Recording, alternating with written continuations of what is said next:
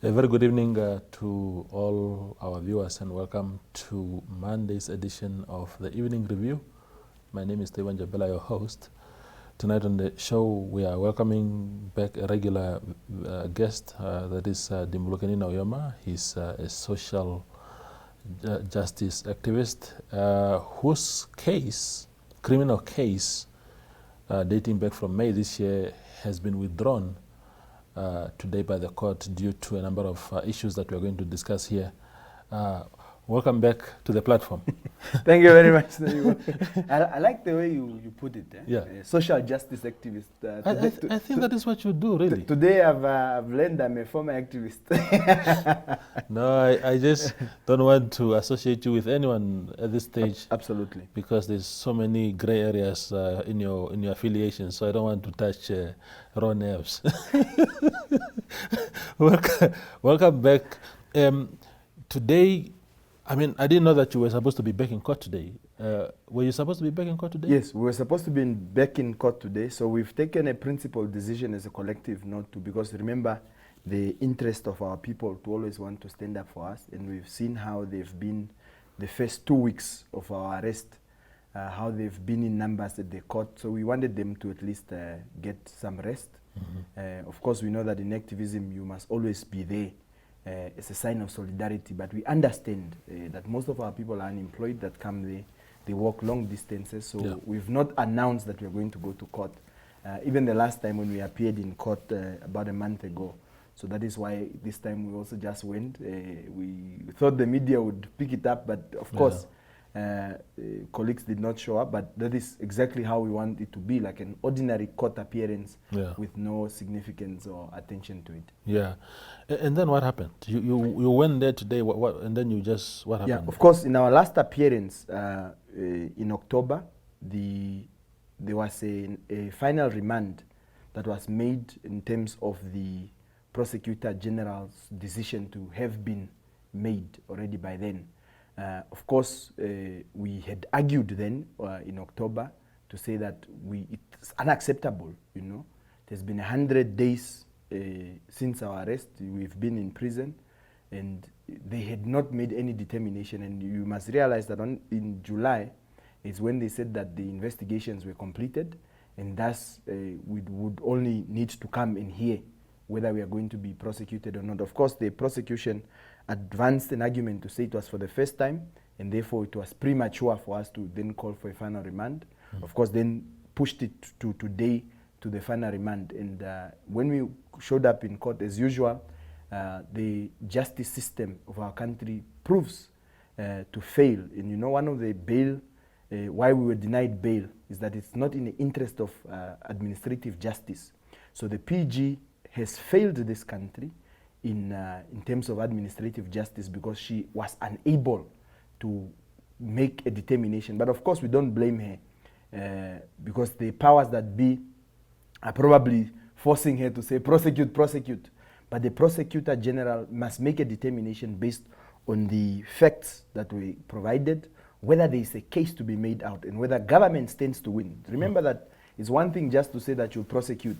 Yeah. And you want to apparently drain them in legal fees, but there is nothing substantial for you to investigate on. So that is why you find that government loses many cases. Yeah. It's because these things are done haphazardly. Mm-hmm.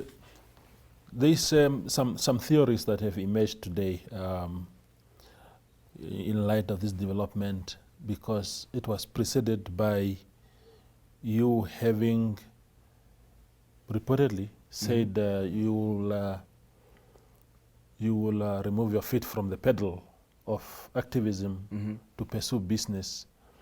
And when this happened today, some people started saying, oh, they must have struck a deal to say quit activism in return for us dropping the charges or something to that effect. No, nothing of that sort. You know, I laugh when I hear that. Because I think beginning of this year, I was sitting in this very same chair, and you asked me the very same question, and I said, I've taken a conscious decision in 2021 to also be able to have a radical approach into business, particularly to the housing project that we're busy with. And this is an announcement that I've made already 2021.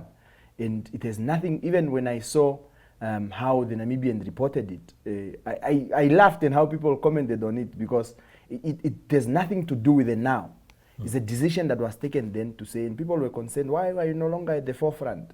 Even after prison, we went to demonstrate under the Black People Economic Emancipation Association, where we are asking serious questions about our economy and the mineral resources of this country, and equality and equal redistribution and nationalization of those mineral resources. So I can never have a closed door deal to say I'm going to quit activism. The day that we have affordable water, potable water, the day that we have given land to our people, the day that we have given decent housing and restored the dignity of our people, maybe I'll reconsider my level of activism. Maybe we are going to be talking about Wi-Fi and other things, but we must be concerned about the daily necessities of our country. What we must also highlight is that, Toivo, our country and this judgment and these arrests and everything, at least when those 2,400 hours that were in solitary confinement against our will, and remember that you need 30 days, they can keep you there. After the 30th day, it is illegal for you to be in solitary confinement without your consent. So being there without our consent for the 70 days, it had us to reflect on serious issues about who we sent to the position of power. When somebody forgets that their duty is to provide water, electricity, and housing and land to our people, and they refocus their energy on a 30-year-old young man who has no title deed, who has no name to his name. When we speak about names, it's the tender connections. So we have lost it as a country. But as a citizen, do we continue empowering our right and giving our power to the same people who have lost focus on the critical aspects on why we have sent them to any position of leadership? And when we speak about position of leadership, we're not just speaking about parliament. We're not just speaking about those that are appointed in cabinet. We are speaking about at every level of leadership that we have sent people. Yeah. Where do you, because obviously the struggle that you just articulated has not been won, but you are fighting on two fronts now, the economic front, which also involves your own survival as a person, as a man with a family, and also then the broader fight for everybody that you've carried out quite bravely for a long time. Now, in light of this new dispensation that you want to pursue, the economic one, and particularly your personal survival, how much more are you going to be involved in the general activism? You see, we must never, you see, when we fight, we don't fight for ourselves. We fight for a better Namibia, in light that my children are going to benefit, in light that my family is going to benefit, directly or indirectly, in the aspects of Namibia. But you must never make a mistake that in my fight for Namibia, it must be at the expense of my children. If there's anything that we've failed as society, particularly as men, is being there for our children. That is why our kids have become the murderers, they've become the thieves, because we are never there. I must be in a different town speaking to other people's children, speaking to other people's parents, and I'm neglecting my own kids. So when my child becomes a thief tomorrow, that is why people say, yeah, you are a disgrace to your father. Because your father has lived this legacy, but your father has failed you to mold you into the legacy that he wants you to see. So we must always be conscious as activists. And history has taught us very well that radical activists of their generation, many of them, of course, died, and they died as heroes. But their children were left in disarray, unorganized. And we now need to make sure that we don't repeat the same mistakes that history has taught us. We must be able to be there for our children, provide for them, make sure that they have a decent living. We make sure that we mold them into people who can be substantive citizens of this country. Because it doesn't help me to go and speak to another person's child and educate them about being substantive citizens when my own child lacks moral and discipline and understanding of what a substantive citizen ought to be. So when you came out of jail, you and Michael Amshelero, and I know that Michael can speak for himself, but you are in the struggle together. Has jail shaken you? I've asked you this question when the two of you came to the show right after you were released. But has jail shaken you so much that somehow both of you have sort of pulled out from full-time activism just now and not before? No. I mean, I don't think I've even stopped what I used to do. Yeah. And jail can never shake me. If anything, jail can just redirect you to refocus your energy into something that you see. For example, there's nobody who challenges the legal system of our country. Do you know that when you are denied bail, an investigative officer just stands up and says, we are objecting bail. And the onus is not on the prosecution to prove why they want to deny you bail. But the onus is on you to prove why you must be released. But they are the ones who are keeping you. Nobody is talking about those critical aspects against the judiciary. Yeah. We can never be shaken by a 3 meter by 2.5 meter jail cell. Yeah. Because that is just a place where they try to keep you to break your system. There's a guy, Mishak Muyongo. Yeah. And he left. Ne? Then of that group, you get the likes of the now released veteran, former member of parliament, Dr. Mulima. And you must engage that man who stayed 5 years in solitary confinement. Yeah. He's not broken. So if 2,400 hours can break me, what about somebody who spent 5 years there? So I can never be broken by that system because we have people like him to look up to. We had people like him inside prison to give us motivation. We had people like him to educate and mold us and give us proper orientation on the meaning and the order of things. So I don't think that I'm broken. And people must never mistaken that when we say that we are not going to go at the picketing lines, we are not going to be confrontational. You must never say that is weakness. Because what we need to do is educate people.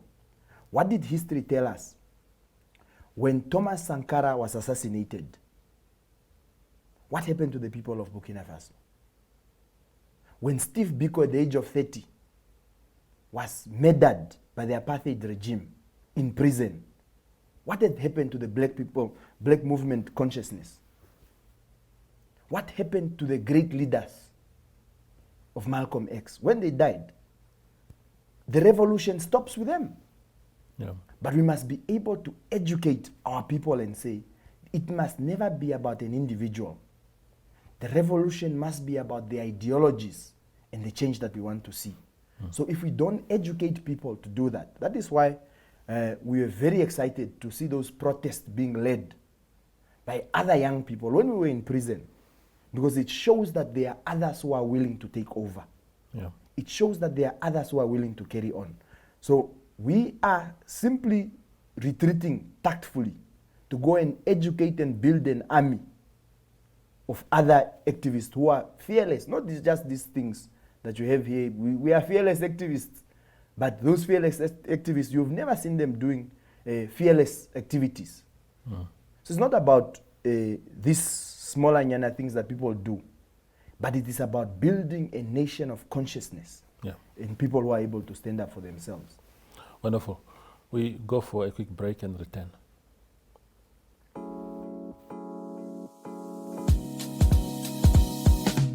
My.NA Property Show provides viewers with the best-in-class content, engaging interviews, as well as a showcase of the latest property-related products and services.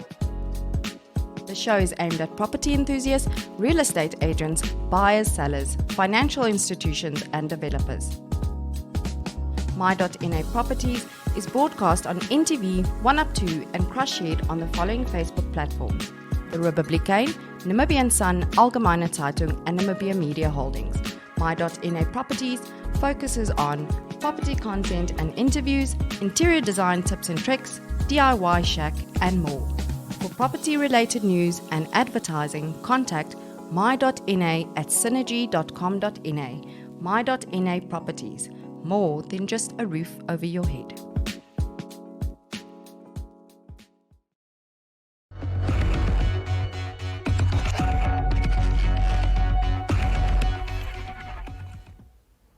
The conversation with Dimbulukeni Nauyoma continues. Now, Dimbu, you'd recall in my introduction that I just called you, in general terms, a social activist, a social justice activist. Yes. And there's a background to that. It's because I can't trace you properly in that framework to say I can align you to this or this institution. What changed? Growth and the ability for you to give your attention to many things that you need to do. And remember that everybody has always been associating me to affirmative repositioning.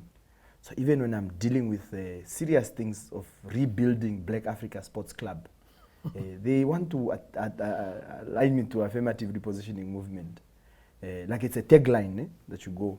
So there's never a difference of Dimbulukeni Nauyoma as a person in what he does in his personal capacity. And there was one argument that was advanced by some activists. They were saying, but why must we go and defend and protest for Dimbulukeni's release? When he went to Chinatown, he never wore an AR t-shirt. So how do we distinguish the two, you know? Which is a valid question. Yeah. And it's a welcomed one, because remember, we must be able to do things on our own and not be carried with the wave of everyone. So being also carried with the wave of AR could be, there are things that, you know, are done that you don't agree with, but they are painted on you. Yeah. So being a social justice activist is what I enjoy doing most, and that is what I want to be known for. Even when I die tomorrow, people must know that Dimbulukeni Nauyoma existed to fight for the poor, existed to fight to liberate young people, and was part of those soldiers and activists who were part of the fight for genuine economic emancipation in our lifetime. Yeah. Is that why you did not go to Walvis Bay? We had participated in 8 years in the growth and molding of the affirmative repositioning movement. And the affirmative repositioning movement is taking a formality in terms of taking its shape. And in that shape, I wanted to be having new faces of other young activists and young people who must contribute towards that. Remember, we are talking about educating citizenry and becoming substantive. I would personally want to see those that are going to take over the institution, those that are going to carry on the fight, because the fight must never end and begin with me. We participated only in the processes of awakening. So now is a process of formalization where others must then join and be able to carry it forward. Whether I would be part of it or not, it should never be the case. Yeah. But it's about those that are going to take over. And I am confident that we have prepared activists who I've seen attending, who we've seen coming through the ranks and files of the AR movement to proceed and become good and substantive activists of the movement, with or without me. Yeah. If I had, in my ignorance, introduced you as an AR activist in the beginning, what would have been your reaction? Well, you may have gotten me into problems because there are constitutions and I've not signed to any constitution. And remember that when there's a formalization process, there are now code of conduct and many other things that take center stage. That is why journalists must actually sue people for calling me an AR activist. Yeah. Because if I'm in breach of those violations and they come after me, I may be the one who's in trouble. So that is why until I've seen the text and context on where formalization is headed to, then we would be able to say, yes, you can now introduce me as such. But for now, I'm a social justice activist who is really just interested in seeing change in our country. Yeah. So those other things and organizations, we affiliate to so many organizations. We represent the church, Reformed Evangelical Anglican Church of Namibia. So when they see me singing, they oh, even this guy is here. So we do many things. So that is why it's always important to never have any affiliation, because it may damage somebody else's reputation. Yeah. So tomorrow when you find me with a beer, then they say AR activists are drunkards. But in the person's innocence, they probably didn't know. Because when they see me, they always align me to that. Yeah. So thank you maybe for giving me clarity to say that, yes, I'm just a social justice activist, and others must continue the fight. The Black People's is it association? Economic Emancipation Association. Yes. Is that an alternative to AR? It can never be an alternative to AR because it's the consolidation of black people. In AR, they are black people. In SWAPO, they are black people. It's a business entity. It's an association that is concerned with the economy of our country. It's an association that is concerned with practical solutions towards the attainment of economic freedom in our lifetime. So that association is an association of many people, irrespective of political alliances. Remember that through this political independence, we were disenfranchised through tribal lines, through political lines, and now as black people, we must now have this black on black hate. Yeah. And we are trying to consolidate these black people and diffuse this black on black hate and say we can hold hands because of our buying power to ensure that when we speak about generational wealth, when we speak about the growth of our country, when we speak about the 4,000 villages, 121 constituencies and 58 local authorities, how do we generally grow them?